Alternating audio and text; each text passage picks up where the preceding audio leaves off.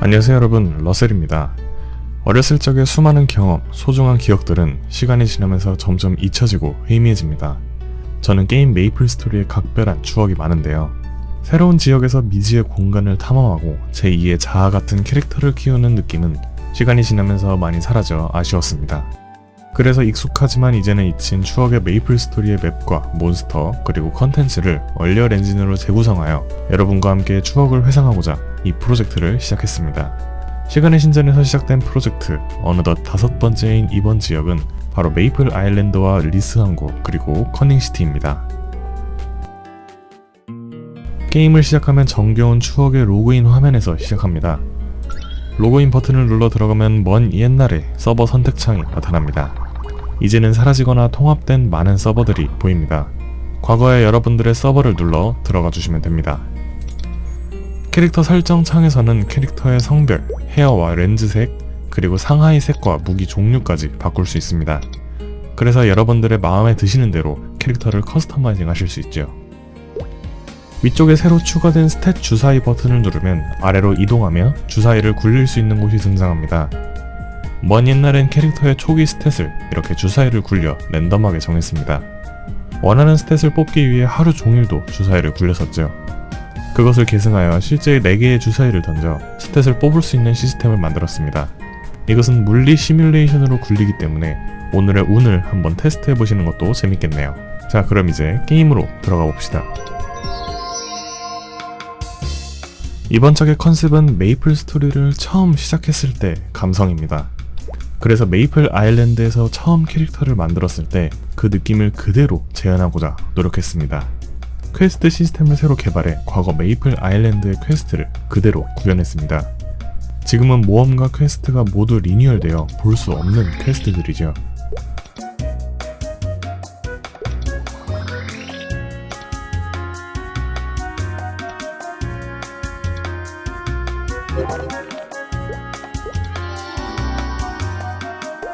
기본적으로 컨트롤 키를 눌러 기본 공격을 사용하실 수 있고 스탯 시스템과 스킬 시스템이 개발되어서 레벨업을 하면 스탯 포인트와 스킬 포인트를 찍어주어야 합니다. 초보자 때는 STR이 높아야 강해지지만 10레벨 이후 도적으로 전직 시엔 스탯 포인트가 초기화되고 럭을 다시 찍으면 됩니다. 어렵다면 편하게 자동 배분을 하셔도 좋습니다. 이렇게 찍은 스킬과 인벤토리의 소비 아이템은 퀵슬롯에 등록하여 원하는 키로 바꾸실 수도 있습니다. 백스페이스 아래의 키를 눌러 키 세팅을 바꿀 수도 있죠.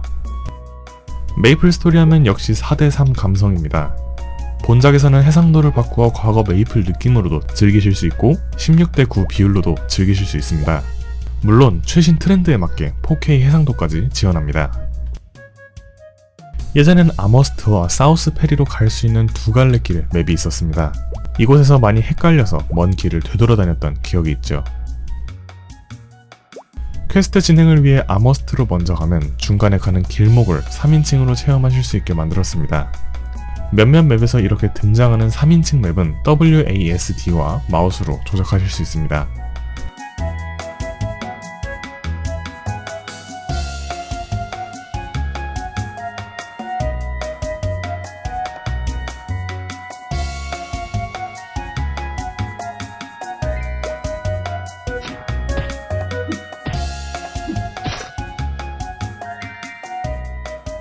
초보자 퀘스트를 모두 진행하고 사우스 페리로 가면 샹크스에게 무료로 리스 항구까지 갈 수 있지만 초보자 퀘스트를 완료하지 않고 떠나려면 탑승비 150메소가 필요합니다.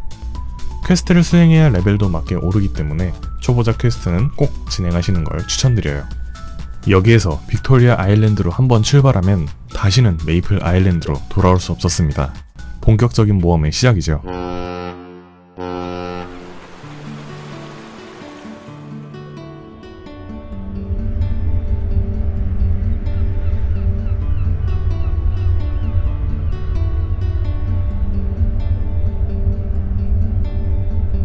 드디어 메이플 아일랜드를 넘어 리스 항구로 왔습니다. 리스 항구 맵에서는 키보드 9번을 눌러 밤으로도 바꾸어 볼 수 있습니다.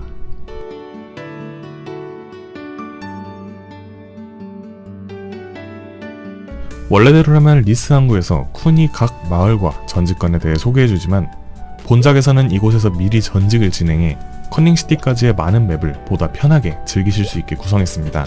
물론 원작처럼 커닝시티에서 다크로드에게 전직도 가능합니다. 도적 1차인 로그가 되면 스탯을 재분배해야 합니다. 과거엔 장비 아이템 그리고 스탯별 특색 때문에 주 스탯과 부 스탯을 함께 찍어야 했죠. 그래서 럭을 올리면 공격력이, 덱스를 올리면 크리티컬 확률, 명중률, 회피율, 점프력 등이 증가하도록 구현했습니다. 그렇기 때문에 럭과 덱스를 적절히 함께 분배해야 합니다. 스킬 레벨업 또한 매력있게 만들었습니다. 럭키7은 레벨을 올리면 잠깐 경직되는 딜레이가 줄어들고, 더블 스텝은 공격 대상 수가 늘며, 더블 점프는 마스터 시 최대 2번까지 연속으로 쓸 수 있습니다. 자, 그럼 이제 커닝시티를 향해 천천히 나아가 봅시다.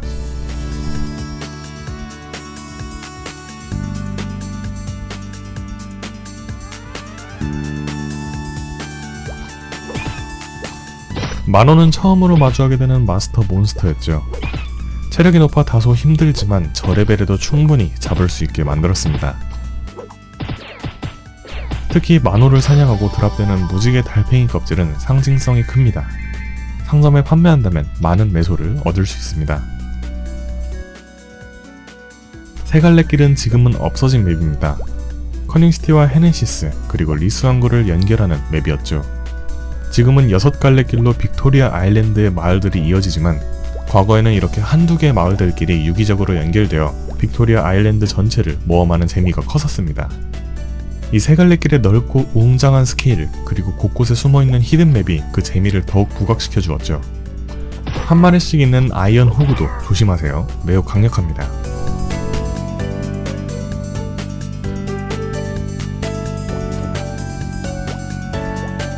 좌측 상단의 커닝시티 방향으로 나아가면 니은숲이 나타납니다.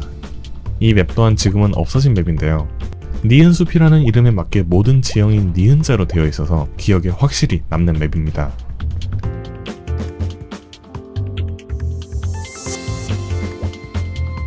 여기에서 등장하는 파란 버섯은 조금 강력하니 주의해야 합니다.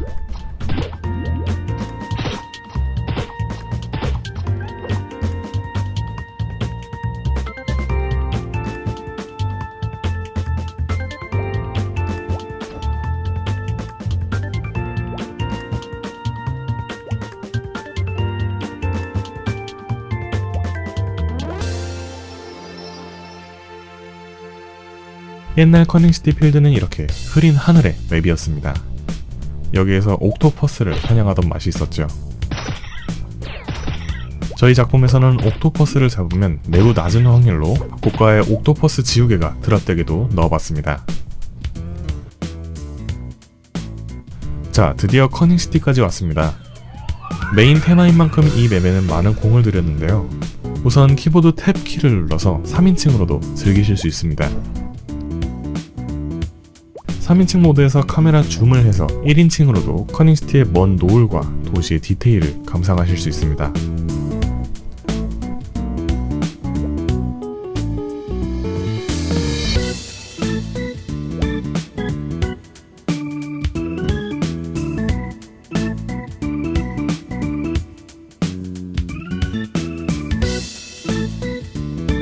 그리고 공격 스킬로 맵의 여러 오브젝트들과 상호작용을 할 수 있는 소소한 재미도 넣어봤습니다.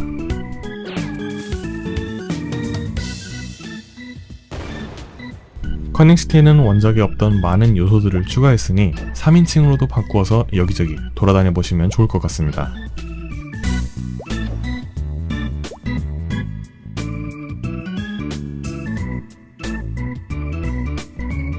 커닝시티의 여러 건물들 내부로 가봅시다. 먼저 이 건물 문 앞에서 스페이스바를 누르면 문을 열 수 있고, 이 안으로 들어가면 다크로드가 있는 도적의 아지트로 갈 수 있어요.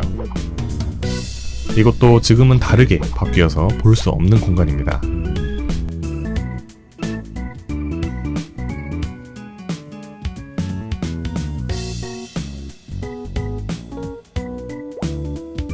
다음은 위쪽의 커닝시티 명약국 소비 상점입니다.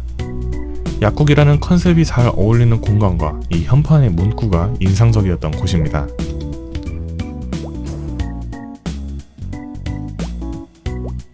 옛날엔 커닝시티 게임방이라는 맵도 있었어요.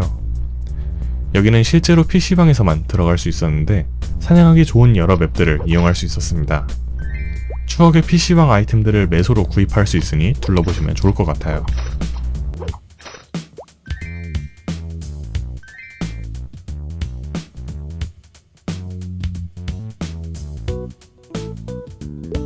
커닝시티 늪지대도 간단하게나마 구현했습니다. 바닥의 물이 캐릭터에 반응하는 것이 포인트예요.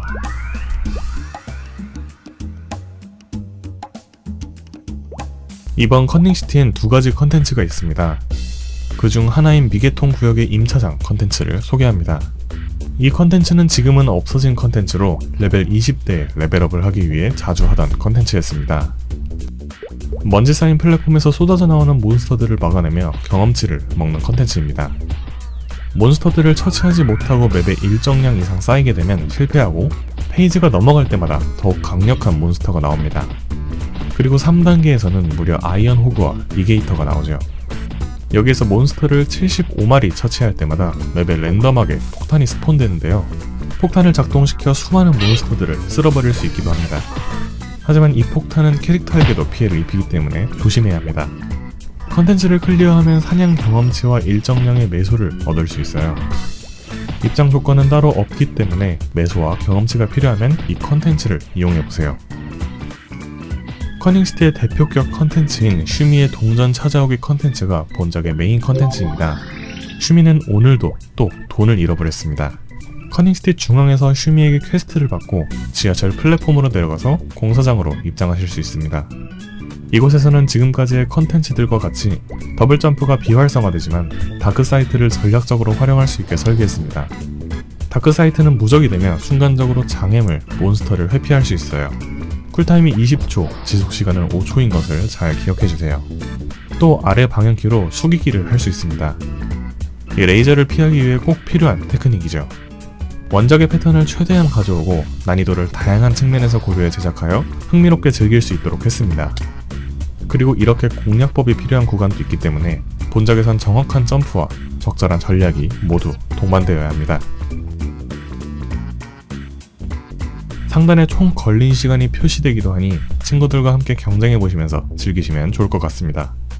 게임 다운로드는 언제나 그랬듯 무료로 받으실 수 있습니다.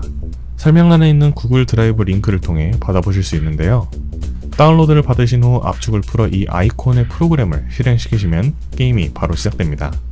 지금까지 보셨듯이 본 작품은 초보자가 스탯을 정하고 메이플 아일랜드부터 시작해서 1차 전직하는 부분까지 시나리오를 다루고 있습니다.